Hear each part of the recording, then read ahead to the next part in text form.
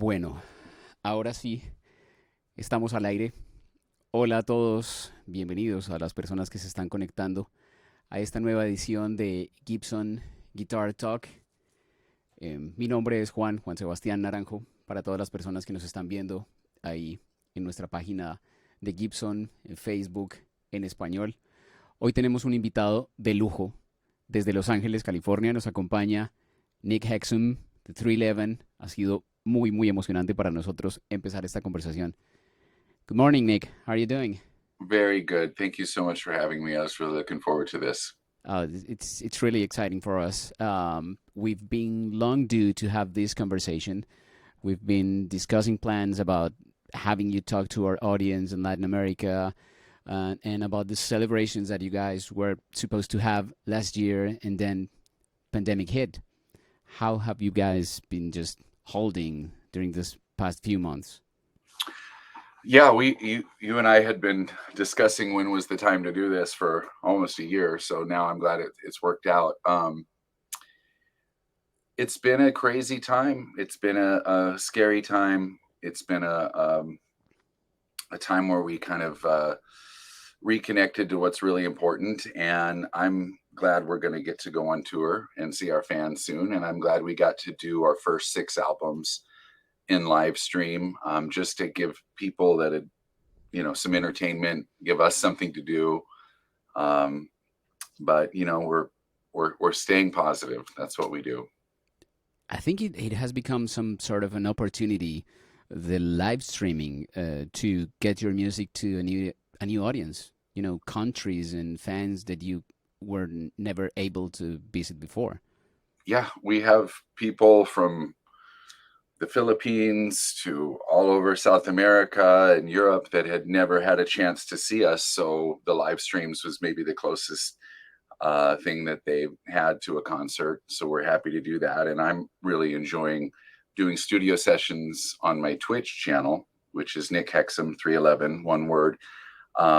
And I kind of wish I would have thought of it at the beginning of the pandemic, because it's just been a great way to turn the studio into a performance, where I do guitar odysseys, where I jam along with other music. I record songs. I also do exercise, like workouts. So that's been a lot of fun, and it's fun to learn and adapt these new technologies. I think that's something that's been like when you take a look at your story as a musician, and when you take a look at 311, it's like you guys embrace technology or change even before it happens.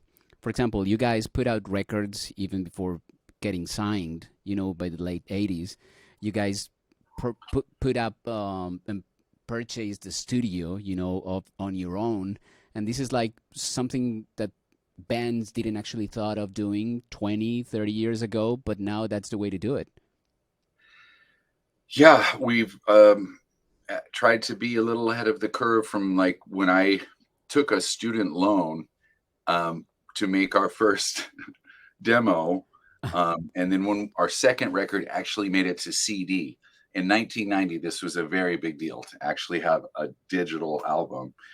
And then, maybe 8 years later, we were kind of groundbreaking as doing the message boards where fans would talk to each other and we would talk to fans, on AOL mostly.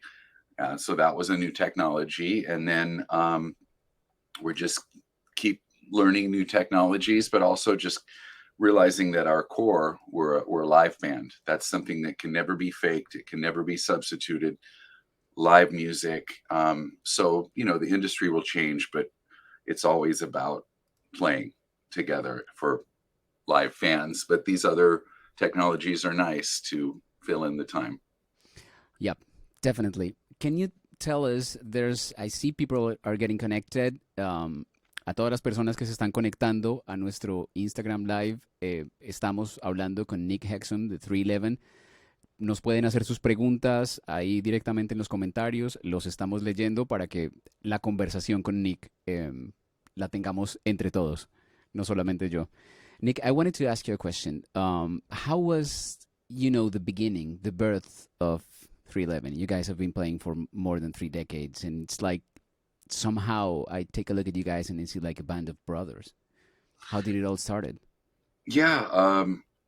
I on my Twitch channel yesterday, I had my very long time friend Kurt Grubb, who did we did our first rock and roll performance together when we were 13. So we were going down memory lane there, and then me and Tim Mahoney, our guitarist, he and I had a high school band that we did covers before I could drive, like 15 through 18 years old.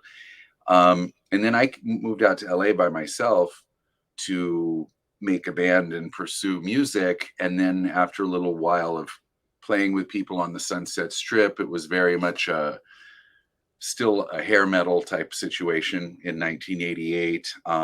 But there was this really cool underground that I was exposed to that was Fishbone and Chili Peppers and Mary's Danish and Jane's Addiction. And that really blew my mind. But as I played with a few different people, I realized that the best people I could find were my homies from Omaha. And there's a lot of history there. We have so many inside jokes because we've had so many experiences.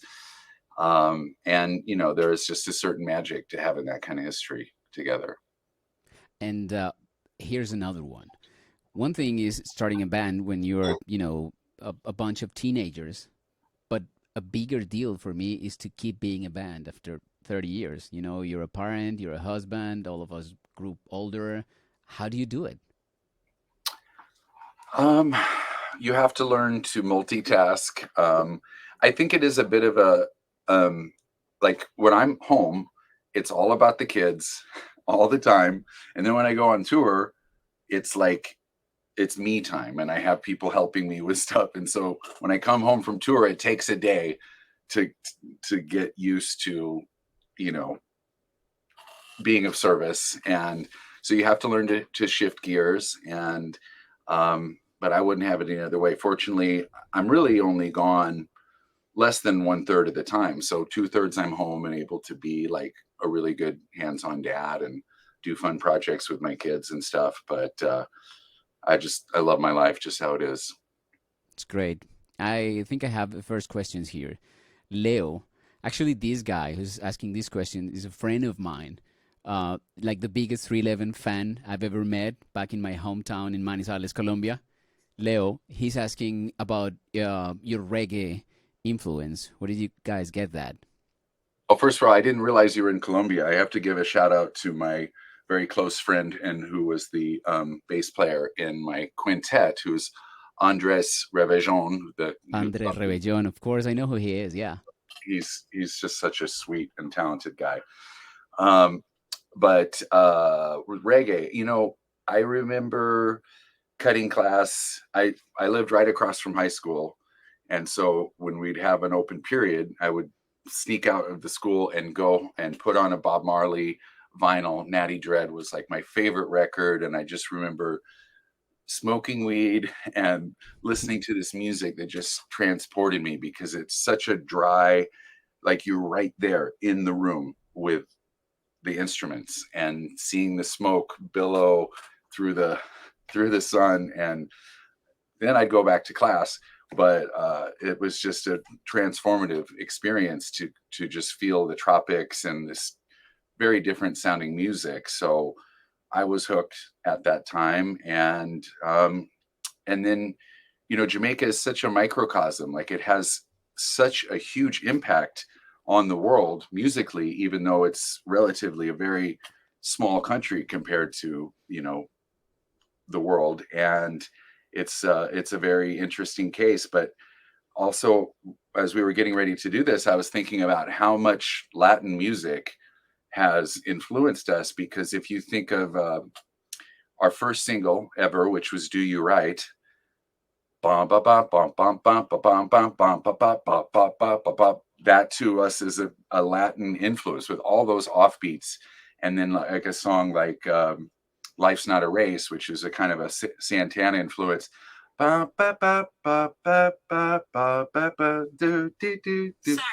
I'm having trouble hearing you. Siri's trying to talk. But yeah, I realize that's been besides Jamaica, we just take influence gratefully from so many cultures in the world, and maybe that's one that isn't talked about. If you listen to "Don't Stay Home," the breakdown in the middle, boom, ba, boom, bum, boom, bam, ba, boom, bam, boom, ba, boom, bum, boom, bum. Like it's there's Latin music all over, and I don't know whether it's more Cuban or Brazilian or there's just so much great music to be influenced by. I'm lately listening to Simande, the classic funk from Brazil, I believe. But yeah, I wanted to make sure I acknowledge the influence from so many places around the world. And talking about influence, I was checking your Riff Lords episode, and you were talking about these dual leads in guitar. Um, I mean, the biggest example could be Beautiful Disaster, right? And you were talking about how you needed to sing these melodies to find out if they were good or not. But at the time, mid 90s, these dual leads were not, that wasn't something cool. That wasn't something that was happening. You were taking that from, I don't know, the 70s, the metal bands. Where did it Yeah, all come from? Thin Lizzy was Thin Lizzy. really the 70s acid rock that had all those dueling leads. And then I was being influenced by ska bands that had a horn section. They would start the songs with like in thirds apart. And I was like, we could do that with dueling guitar and create something that was fairly unique. And then that became kind of a signature thing. But yeah, I think you're right. It did start with Beautiful Disaster for us. And you guys always took risks, musically.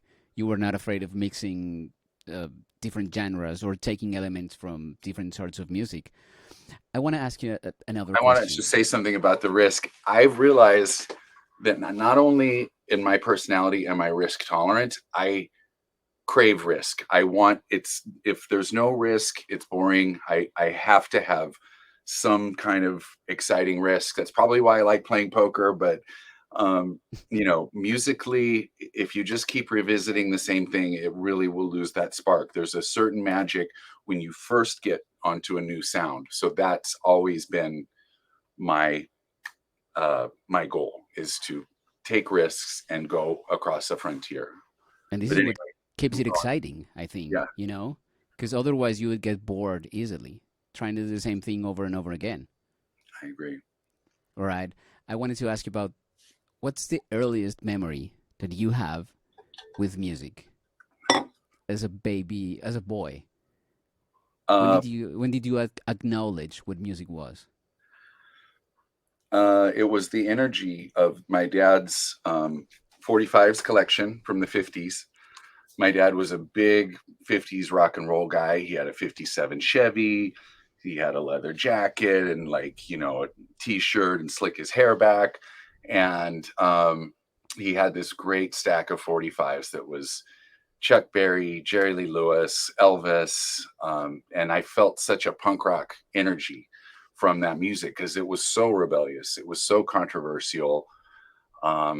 Parents were very upset about it, and I just tapped into that Yeah. and would me and my sister dance around like crazy when putting on Hound Dog or whatever, and I was like, this is what I want to do. I love this so much, and I was very fortunate to never have any wavering about what I wanted to do, which is this. And when did you get into the guitar? I started piano at the age of 5, and then I had a teacher that always made me do classical, and I never really developed a passion for it. But I knew I needed to keep going because I wanted to do music. But then when I in 7th grade, I got a guitar and a guitar teacher, and the first song I learned on guitar was Margaritaville by Jimmy Buffett, and I played until my fingers hurt, sometimes bled, and that really was the true start of my musical journey because I loved it so much. Starting with like a Spanish nylon string guitar, and then I went down to the music store, and my parents bought me this PV starter kit, which was basically like a Strat, and then they had a guitar case that had an amp inside it. I was like, I want that one, but then they said actually this separate amp sounds way better. And then I started being able to play distortion and, learn cat scratch fever or whatever the most simple riffs around. And then immediately started writing my own songs, but then also was trying to do cover bands with my sister. Um, like I was talking about my friend Kurt Grubb that was in our first band ever, and it was just a never ending journey. And I'm still on a journey. I'm a searcher. I'm trying to remain teachable. I'm always learning. Once you lose the passion for learning, it's basically time to retire. So I've realized that there's some. I wanted to bone up on my chops for this tour, and just because it makes me feel good to have that kind of productivity. So I had another lesson. I worked with this one guitar teacher who's absolutely brilliant. His name is Gabriel Isaac, and he wrote a bunch of cool 311 songs like with me Friday afternoon. Some of them were like classical stuff. This big long outro in the song Crossfire, etc. So I went to him and I said, give me the most perfect 20-minute warm up that I'm working on speed, technique, tone, everything. So I've been doing that for about 5 days right now. And it's just a never ending journey. It's something, you know, you wouldn't think a guy that's been touring professionally and having a band for more than 3 decades that's interested in taking lessons, right? I've heard people say, wait, you're giving lessons, right? I'm like, no, I still have so much to learn. I like when I learned, I was 35 years old when I learned to do every mode in all 7 positions up and down. And it just opened up all of a sudden, the whole neck became like a slide rule.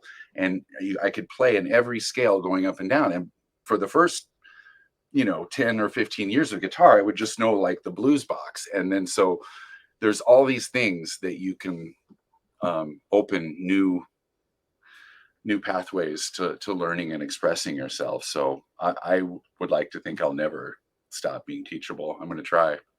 Uh, it's that's amazing. Um, what about your first Gibson? Do you remember which guitar was that? I do. Me and my dad used to do camping trips, and we would listen to the Beach Boys over and over again. And we went up to Banff in Canada, this most beautiful wilderness area, and we saw a guitar shop, and we stopped in there, whatever the Canadian town was, and there was this most beautiful Les Paul Gold Top, and they told me it was a '63. And I bought that, and it was like 400, maybe 350, $325. I mean, um, I come to find out later that it couldn't have been a '63 because it had the smaller pickups, not the full wide humbuckers.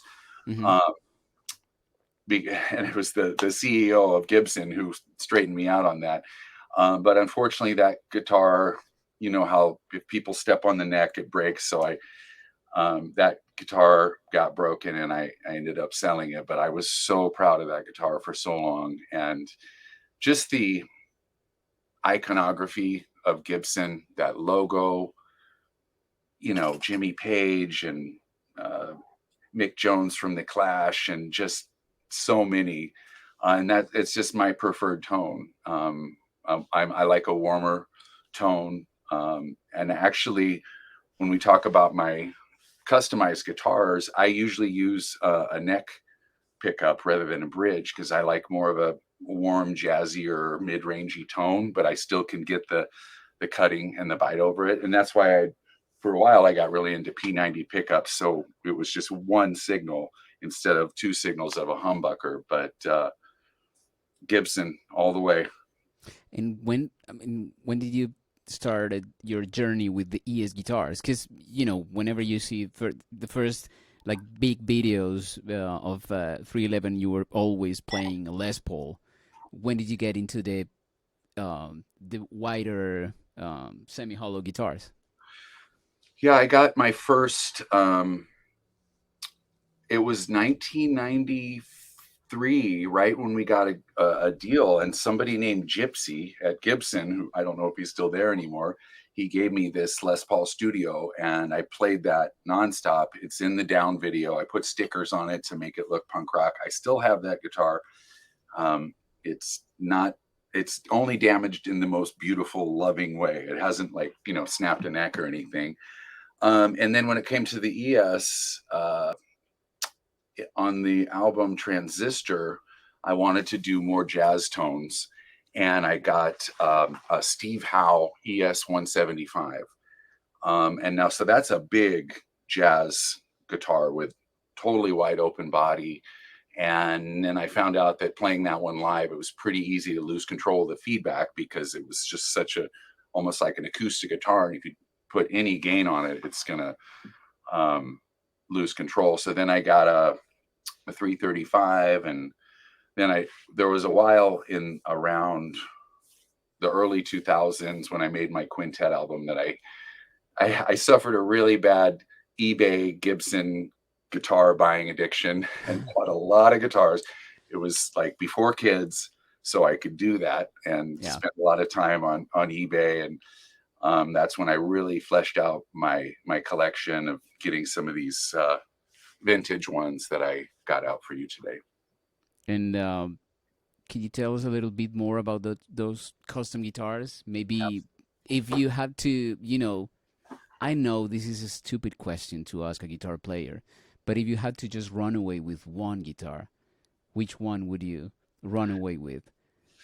Well, I'll just give you a quick rundown.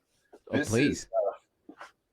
This is my second oldest guitar. This is a 1963 ES 330. So it's like the Epiphone Casino that John Lennon played. It doesn't have a block in the middle, so it has a very open tone. It's hollow body, completely a hollow body. Completely hollow. And then this is a 355 that has the cool kind of inlays that, the Lucille, the B.B. King one.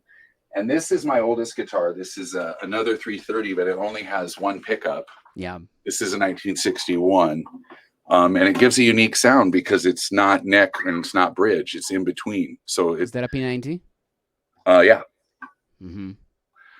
My oldest guitar, 1961. Found that on eBay. Or actually, it might have been a Guitar Center. I had a guy there that would search the whole Guitar Center used catalog from all over. Mm-hmm. And then this one I've been playing on tour quite a lot. This is a 356. So it has the fancier inlays like a 355, but it does have a block, and it's a little smaller, like the 339 style. But since it's got the fancy inlays, they call it the 356. Right. And then probably my favorite guitar right now is the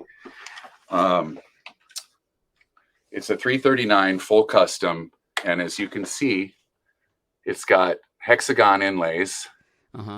There's 5 people in my family, 5 people in my band, so there's 5 of them. It has hexagon inlays on the fretboard, and I always have a Bigsby. That's become such a signature part of my tone. And then this one has the Sustainiac put in. So what this does is it's like an EBO, where it makes the strings resonate without playing them, so you have infinite sustain. And usually they put it here and then use the built-in pickup as a pickup.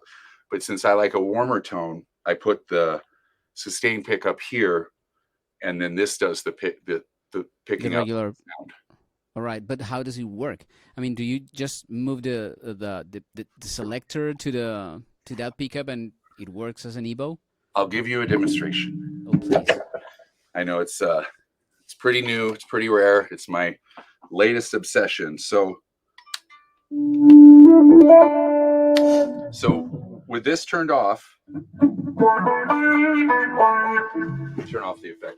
Oh, you got a wah in there. Right. Yeah. So I'll turn that back on in a second, but so with this turned off, it's just a regular guitar. Let's see. So this is turned off, and it's just a regular amount of sustain, and you can use whichever pickup you want. But then we turn this on. Okay, that's on, and then that gives infinite sustain.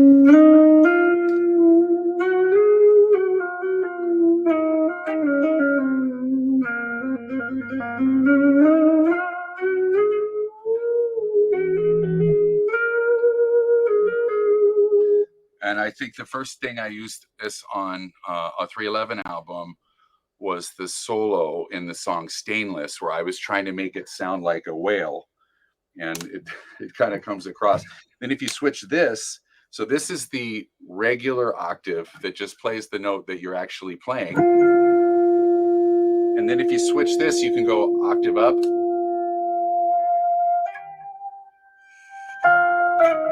And then if you switch it again, you can go 2 octaves up. So the whale solo in Stainless, these shoes are terrible for stomping on pedals because they never hit it. But anyway.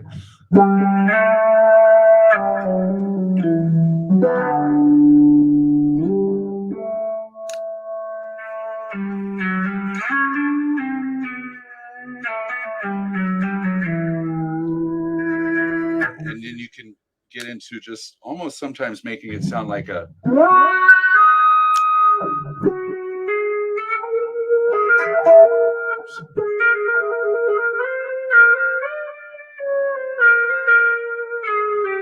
You can almost make it sound like a flute or something because you're not striking the strings. You're just using the feedback, and then when you put it through an effect, you can make it sound like a clarinet or something if you want. So this has been my latest toy that's got me. It's like you have an ebow and a whammy pedal at the same time, but you have the freedom of using your Bigsby. So when you add that expression to bend in between notes, and I'm very into like surfy, reverby tones.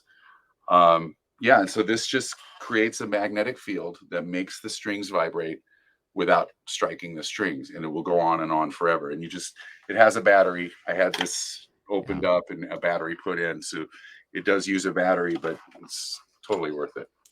Oh, Mac, you're watching us there in the back. We're gonna have to get these translated and get subtitles and make these live forever on our Español Facebook I've been talking page. A lot. I know it's gonna take some time. No. It's not because you're talking a lot. It's because this information is so valuable that we're gonna have to keep it in several languages, I hope.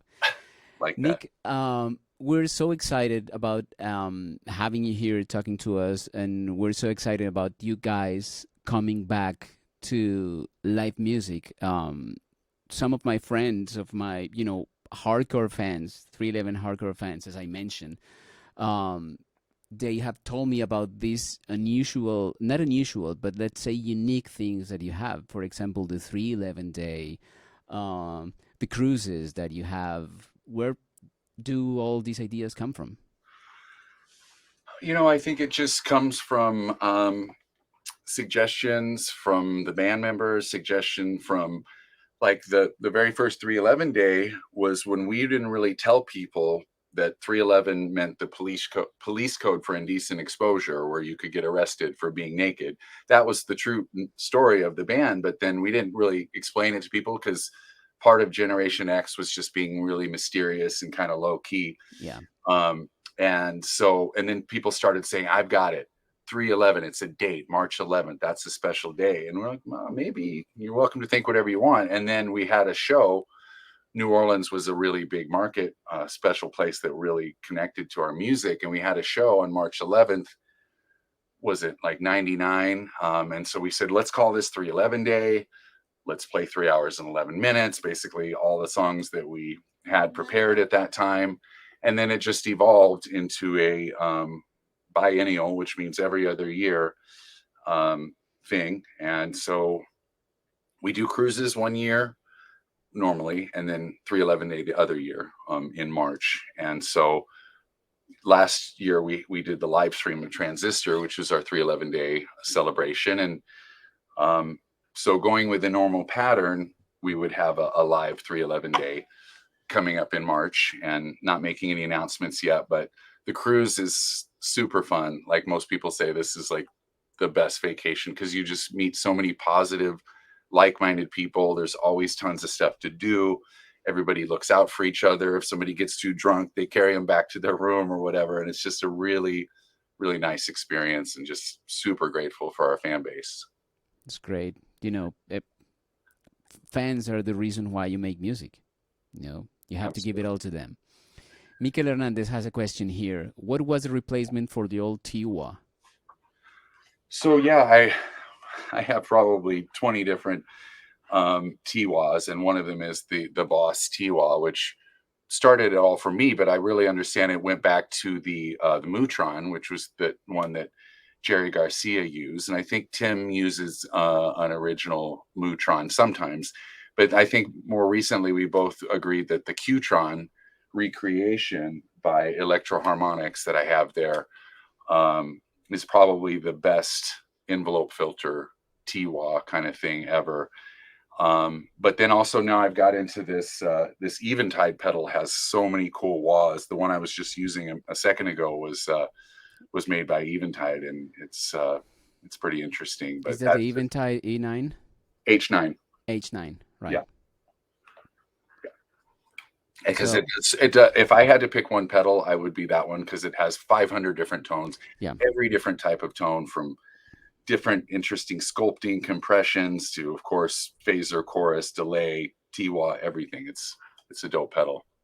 I was going through a phase a couple of weeks ago, putting up my pedal board, and I had to decide between a chorus and a flanger, and I just put up a random story on Instagram. It's like, what should I keep? And somebody just wrote to me, hey, get an Eventide.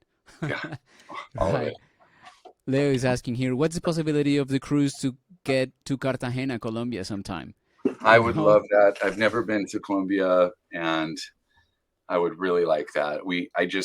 I feel bad that we have neglected our Central America and South American fans, because I know they are there, and we're very happy that sometimes they come up and see us up here and we meet them. But that's definitely a goal of ours, is to get out to more of the world and see more people.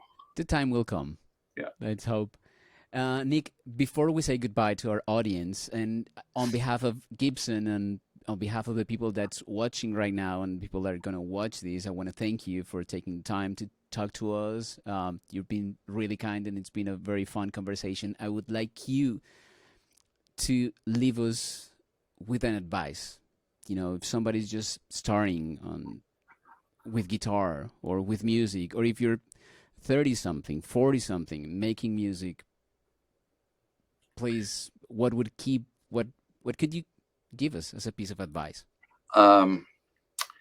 There's no substitute for the 10,000 hours of practice. Play your instrument, show your instrument love every single day, perform out all the time, take any gig. It's just about the experience. If you need to go stand there on 3rd Street Promenade and sing songs for tips, busking is a totally legit way to hone your skills.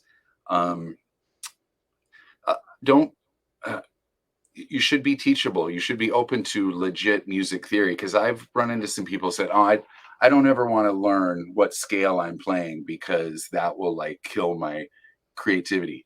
Not true. Not true at all. Learning theory has opened up so many possibilities, because I can hear a song, oh, he's throwing in the minor 4 there or whatever, and so don't think that learning will kill your creativity, and just put in the time, remain teachable, take risks. And then the last thing, I put in a lyric once, we only enter in one contest that we made up ourselves. That's to be the 311ist. So that is your one contest, is to find your own uniqueness and take that as far as it can go. It's not a competition with anybody else. It's a competition with yourself to keep finding your own unique spin and make that your signature thing, and take that as far as you can go in your lifetime. Thank you so much, Nick. Can't wait to catch you guys here in West Palm, and we'll see you around. Let me say goodbye to our audience in Spanish before we leave this room. Make sure we get a chance to say hello in West Palm. Come back and say hi. Right. Yeah, I'll meet you guys there. Muchísimas gracias a todos. Muy seguramente Este video va a quedar acá en nuestros perfiles. Gracias por acompañarnos. Este fue Nick Hexum de 311. Un placer y un privilegio haberlo tenido hoy en Gibson Guitar Talk. Gracias a todos. Thank you very much.